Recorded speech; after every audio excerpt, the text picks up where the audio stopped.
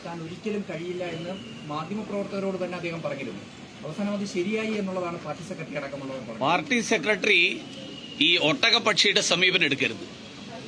കാരണം ഒട്ടകപ്പക്ഷിയുടെ സമീപനം എന്താണെന്ന് വെച്ച് കഴിഞ്ഞാൽ തല മണലിനടിയിൽ പൂഴ്ത്തിക്കഴിഞ്ഞാൽ ചുറ്റും ഇരുട്ടാണ് എന്ന് ഒട്ടകപ്പക്ഷിക്ക് തോന്നുന്നത് അത് ജനങ്ങൾക്കും അങ്ങനെയാണ് എന്നുള്ള ധാരണയാണ് അദ്ദേഹത്തിനുള്ളത്. കാരണം ഈ സ്വർണ്ണക്കടത്തിന്റെ കേസിൽ മുഖ്യമന്ത്രിയുടെ പ്രിൻസിപ്പൽ സെക്രട്ടറി ജയിലിൽ കിടക്കുക. കേസ് ഇപ്പോഴും അവസാനിച്ചിട്ടില്ല. മുഖ്യമന്ത്രി എനിക്കെതിരായിട്ട് ഒന്നുമില്ല എന്നൊക്കെ പറയുന്നതിന് മുൻപ് കുറച്ചും കൂടി വെയിറ്റ് ചെയ്യും. അപ്പൊ അതുകൊണ്ട് പാർട്ടി സെക്രട്ടറി കണ്ണു തുറന്ന് നോക്കുക, അല്ലാതെ തലമണലിനടിയിൽ കടത്തിയിട്ട് ചുറ്റുമിരുട്ടാണ് എന്ന് പറയുന്ന സമീപനം, ആ സമീപനം എടുക്കുന്നതിൽ ഒരു കാര്യമില്ല. ഈ കേസിന്റെ കാര്യത്തിൽ ഞാൻ വെല്ലുവിളിക്കുകയാണ്. ഒരു തരത്തിലും സംശയമില്ലെങ്കിൽ ജനങ്ങളെ ബോധ്യപ്പെടുത്താൻ വേണ്ടിയിട്ട് അന്വേഷണം നടത്തുക. മറ്റൊന്ന്, രാജ്യത്തെ യൂണിഫോം സിവിൽ കോഡിനെ പറ്റിയുള്ള ചർച്ചകൾ സജീവമായി നിൽക്കുന്നുണ്ട്.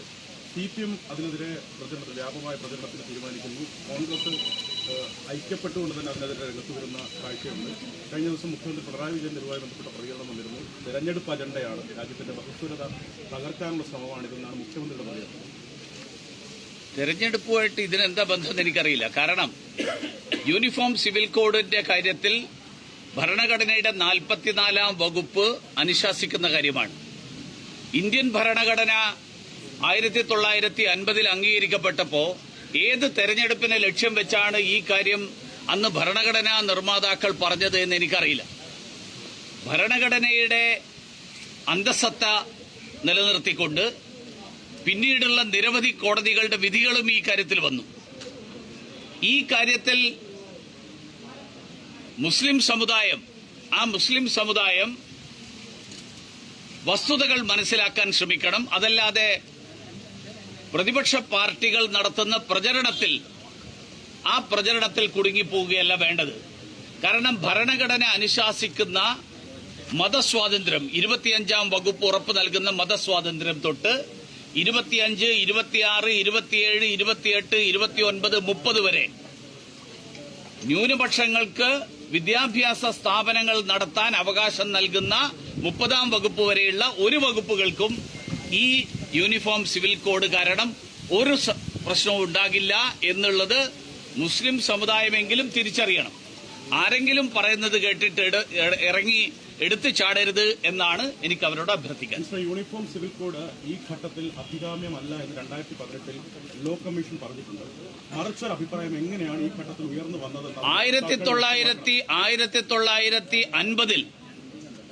ഭരണഘടനയിൽ പറഞ്ഞ കാര്യം അതിന് ഇപ്പോഴും സമൂഹം പാകമായിട്ടില്ല എന്ന് പറയുന്ന ആളുകൾ സ്വാതന്ത്ര്യത്തിന്റെ 75 വർഷത്തിന് ശേഷവും പാകമായില്ലെങ്കിൽ എത്ര വർഷം കഴിഞ്ഞാലാണ് പാകമാവുക എന്നെങ്കിലും അവർ പറയട്ടെ. ഭാരതീയ ജനതാ പാർട്ടി ഭരിക്കുന്നത് കൊണ്ടാണ് ഇത് പറ്റാത്തത് എന്ന് പറയുന്നുണ്ടെങ്കിൽ ആ വാദത്തിന് വലിയ പ്രസക്തിയൊന്നുമില്ല. അതുകൊണ്ട് ജനങ്ങൾ ചർച്ച ചെയ്യാനാണല്ലോ ഇപ്പോൾ. ജനങ്ങൾ ചർച്ച ചെയ്യട്ടെ, ജനങ്ങളുടെ അഭിപ്രായം വരട്ടെ. അതിലെന്തെറ്റി ചർച്ച ചെയ്യുന്നതിന് ഭയക്കുന്നത്? ജനാധിപത്യത്തിൽ ചർച്ചകളെയും ആരോഗ്യകരമായിട്ടുള്ള സംവാദങ്ങളെയും സ്വാഗതം ചെയ്യുകയാണ് വേണ്ടത്. ഈ ചർച്ചയിൽ നിന്ന് ഒളിച്ചോടാൻ ആഗ്രഹിക്കുന്നവരാണ് ഇതിനോട് പുറംതിരിഞ്ഞു നിൽക്കുന്നത്. ഇന്ന് അദ്ദേഹം ഒരു ആരോപണം കൊല്ലാനായിട്ട് കൊലയാളികളെ CPM അയച്ചിട്ടുണ്ട് എന്നുള്ളൊരു ആരോപണവും ഉന്നയിച്ചിട്ടുണ്ട്. അതിനെന്താണ് BJP? അതൊക്കെ അദ്ദേഹം കൊടുക്കട്ടെ, പരാതിയായിട്ട് കൊടുക്കട്ടെ. ഞാൻ പറയുന്നത് ഇതൊക്കെ അദ്ദേഹം ബന്ധപ്പെട്ട പോലീസുകാർക്ക് ഏൽപ്പിക്കണം എന്നാണ് എനിക്ക് ആവശ്യപ്പെടാനുള്ളത്. ഞാനും അദ്ദേഹത്തോട് അഭ്യർത്ഥിക്കുന്നത്, അദ്ദേഹം വളരെ ബഹുമാന്യനായിട്ടുള്ള ഒരു വ്യക്തിയാണ്. അദ്ദേഹം ഫേസ്ബുക്കിൽ ഇങ്ങനെ എഴുതുന്നതിന് പകരം ഇത് സംബന്ധിച്ചിട്ടുള്ള വിവരങ്ങൾ അദ്ദേഹം വെളിപ്പെടുത്തട്ടെ. ബന്ധപ്പെട്ട പോലീസ് സംവിധാനം, നമ്മുടെ നാട്ടിലൊരു നിയമ സംവിധാനമുണ്ട്, അതിന്റെ മുൻപാകെ ഇത് എത്തിക്കണം. അപ്പോൾ അന്വേഷണം നടക്കും.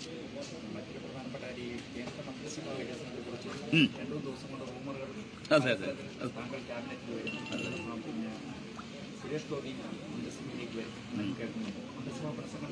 ഈ ഒന്നാമത്തെ കാര്യം, ഞാൻ അഖിലേന്ത്യാ നേതൃത്വത്തിന്റെ ഭാഗമല്ല. ഞാൻ കേന്ദ്ര മന്ത്രിസഭയിൽ ഒരു സഹമന്ത്രിയാണ്. ഞാൻ ഇതൊക്കെ മനസ്സിലാക്കുന്നത് നിങ്ങളുടെയൊക്കെ ചാനൽ കണ്ടിട്ടാണ്. അതുകൊണ്ട് ഞാനിപ്പോൾ പുതിയ ലേറ്റസ്റ്റ് നിങ്ങൾ എന്തൊക്കെയാണ് കൊടുക്കുന്നത് എന്നുള്ളത് ഞാൻ ഇത് കഴിഞ്ഞിട്ട് ചാനലൊന്ന് വെച്ച് നോക്കാം. കാരണം നിങ്ങൾക്ക് നേരിട്ട് പ്രധാനമന്ത്രിയുടെ ഓഫീസിൽ നിന്ന് എന്തെങ്കിലും വിവരം കിട്ടുന്നുണ്ടാവുമല്ലോ, അതുകൊണ്ടായിരിക്കുമല്ലോ ഈ കാര്യങ്ങൾ പറയുന്നത്. അപ്പൊ അതുകൊണ്ട് എനിക്ക് ഏതായാലും വിവരമില്ല. ഞാൻ ഇപ്പോൾ ഉള്ള ചെയ്യുന്ന ജോലി, ആ ജോലിയിൽ ഞാൻ പൂർണ്ണ സംതൃപ്തനും സന്തോഷവാനുമാണ്. കാരണം കേരളത്തിലെ പ്രവാസികൾക്ക് വേണ്ടിയിട്ട് പ്രവർത്തിക്കാനുള്ള അവസരമാണ് എനിക്ക് ലഭിച്ചിട്ടുള്ളത്. പ്രധാനമന്ത്രി അതാണ് ഏൽപ്പിച്ചിരിക്കുന്നത്.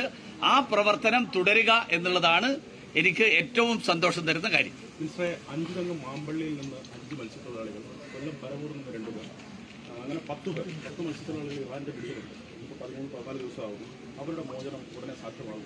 ഇറാന്റെ പിടിയിലുള്ള ആളുകളെ സംബന്ധിച്ച് ആദ്യ ദിവസങ്ങളിൽ എന്നെ വിവരം അറിയിക്കുമ്പോൾ അവരെ എവിടെയുണ്ട് എന്നുള്ളതിനെ കുറിച്ചുള്ള ആശങ്കയിലായിരുന്നു അവരുടെ ബന്ധുക്കൾ. വിദേശകാര്യ വകുപ്പും നമ്മുടെ എംബസിയും ഇറാൻ വിദേശകാര്യ വകുപ്പുമായിട്ട് ബന്ധപ്പെട്ടതിന്റെ അടിസ്ഥാനത്തിൽ അവർ ഇറാൻ സർക്കാരിന്റെ കസ്റ്റഡിയിലുണ്ട് എന്ന് അവർ സ്ഥിരീകരിച്ചു. അതിനുശേഷം ഡയറക്ടർ ജനറൽ, ഇറാനിലെ വിദേശകാര്യ വകുപ്പിന്റെ ഡയറക്ടർ ജനറലുമായിട്ട് ഇന്ത്യൻ അംബാസഡർ കൂടിക്കാഴ്ച നടത്തി. അടുത്ത ഘട്ടം എന്നുള്ള നിലയിൽ ഈ ഇറാൻ കസ്റ്റഡിയിലുള്ള ആളുകളുമായിട്ട് നേരിട്ട് കാണാൻ ഇന്ത്യൻ എംബസി അധികൃതർ സമയം ചോദിച്ചിട്ടുണ്ട്. അതിനുശേഷം അവരെ അവിടെ നിന്ന് മോചിപ്പിച്ച് തിരിച്ചു കൊണ്ടുവരാൻ വേണ്ടിയിട്ടുള്ള നടപടികൾ ഞങ്ങൾ കൈക്കൊള്ളും.